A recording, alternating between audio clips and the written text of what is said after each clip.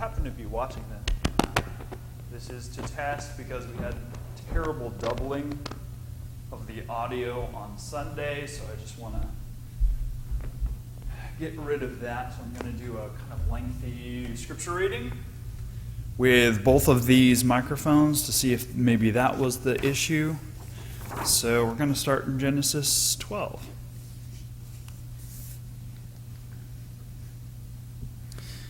Now Yahweh said to Abram, "Go from your country and your kindred and your father's house to the land that I will show you. I will make of you a great nation, and I will bless you and make your name great, so that you will be a blessing. I will bless those who bless you, and those who curse you I will curse. And in you all the families of the earth shall be blessed." So Abram went as Yahweh had told him, and Lot went with him. Abram was 75 years old when he departed from Haran. Abram took his wife Sarai and his brother's son Lot and all the possessions that they had gathered and the persons whom they had acquired in Haran, and they set forth to go to the land of Canaan. When they had come to the land of Canaan, Abram passed through the land of the place at Shechem to the oak of Moreh. At that time the Canaanites were in the land.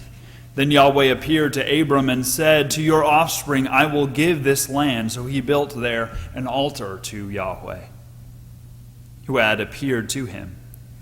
From there he moved on to the hill country on the east of Bethel and pitched his tent, with Bethel on the west and Ai on the east. And there he built an altar to Yahweh and invoked the name of Yahweh. So Abram journeyed on by stages towards the Negev.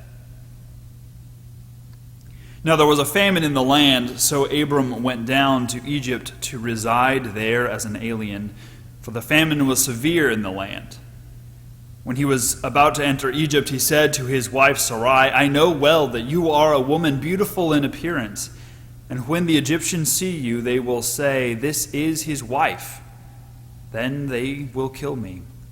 But they will let you live. Say you are my sister, so that it may go well with me because of you, and that my life may be spared on your account."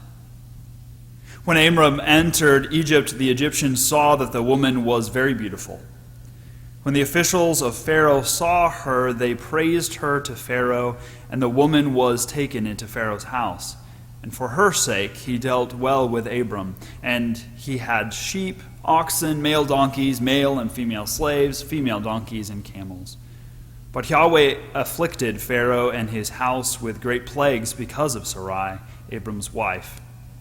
So Pharaoh called Abram and said, "What is this you have done to me? Why do you not tell me that she was your wife? Why did you say she is my sister, so that I took her for my wife?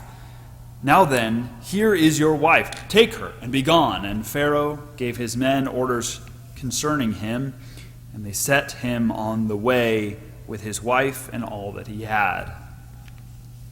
So Abram went on from Egypt, he and his wife and all that he had, and Lot with him, to the Negev. Now Abram was very rich in livestock, in silver and in gold. He journeyed on by stages from the Negev as far as Bethel, to the place where his tent had been at the beginning, between Bethel and Ai, to the place where he had made an altar at the first. And there Abram called on the name of Yahweh. Now Lot, who went with Abram, also had flocks and herds and tents, so that the land could not support both of them living together, for their possessions were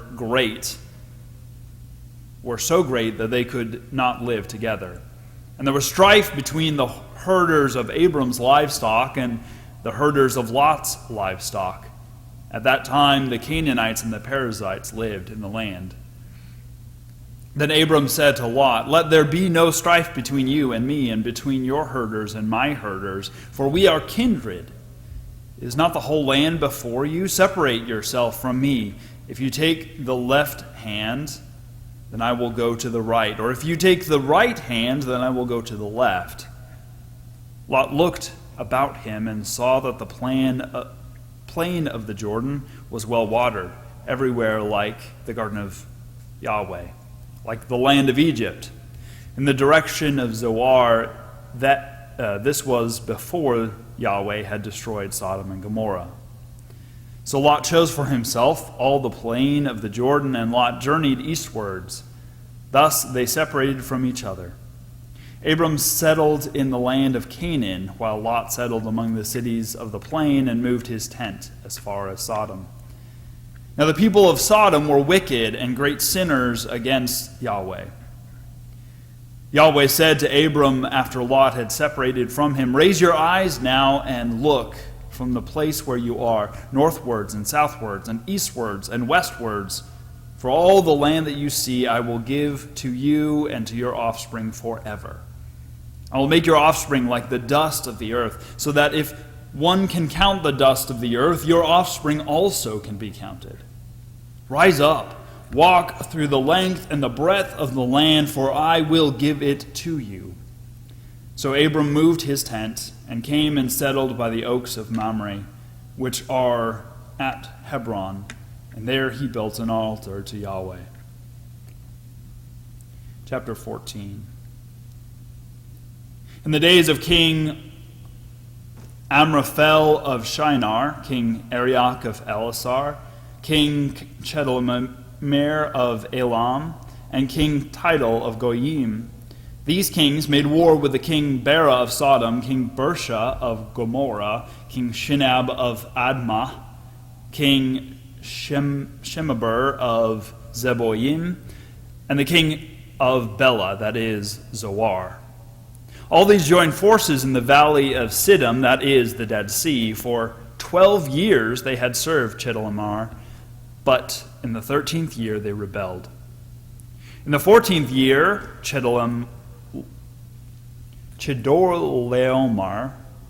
and the kings who were with him came and subdued the Rephaim at Ashtaroth Karnaim, the Zuzim in Ham, the Emim of Shiva Kiriathaim, and the Horites in the hill country of Seir, as far as El Paran and the edge of the wilderness.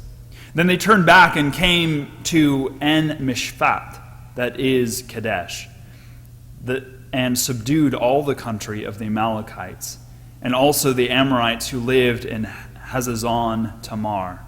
Then the king of Sodom, the king of Gomorrah, the king of Admah, the king of Zeboim, and the king of Bela, that is Zoar, went out, and they joined battle in the valley of Siddim with King Chedorlaomer of Elam, King Tidal of Goyim, King Amraphel of Shinar, and King Arioch of Elasar, 4 kings against 5.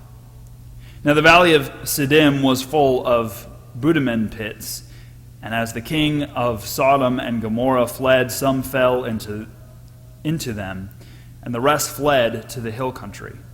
So the enemy took all the goods of Sodom and Gomorrah and all their provisions and went their way. They also took Lot, the son of Abram's brother, who lived in Sodom, and his goods, and departed. Then one who had escaped came and told Abram, the Hebrew, who was living by the oaks of Mamre, the Amorite, brother of Eshcol and of Ener. These were allies of Abram. When Abram heard that his nephew had been taken captive, he led forth his trained men born in his house, 318 of them, and went in pursuit as far as Dan. He divided his forces against them by night, he and his servants, and routed them and pursued them to Hobah, north of Damascus. Then he brought back all the goods, and also brought back his nephew Lot with his goods, and the women and the people. After his return from the defeat of Chedorlaomer and the kings who were with him, the king of Sodom went out to meet him at the valley of Shiva, that is the king's valley. And King Melchizedek of Salem brought out bread and wine. He was the priest of God Most High. He blessed him and said, "Blessed be Abram by God Most High, maker of heaven and earth, And blessed be God Most High, who has delivered your enemies into your hand. And Abram gave him 1/10 of everything. Then the king of Sodom said to Abram, Give me the people, but take the goods for yourself. But Abram said to the king of Sodom, I have sworn to Yahweh Most High, God Most High, maker of heaven and earth, that I would not take a thread or a sandal thong or anything that is yours, so that you might not say, I have made Abram rich. I will take nothing but what the young men have eaten, and the share of the men who went with me, Aner, Eshcol, and Mamre. Let them take their share. Okay, I think that's probably going to be enough. I was checking to see if the length of time also had an effect. Also, I have both the lapel mic and this mic going. So let's see if it's doubling.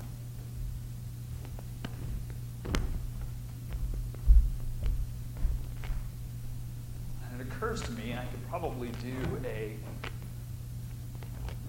sort of weekly or daily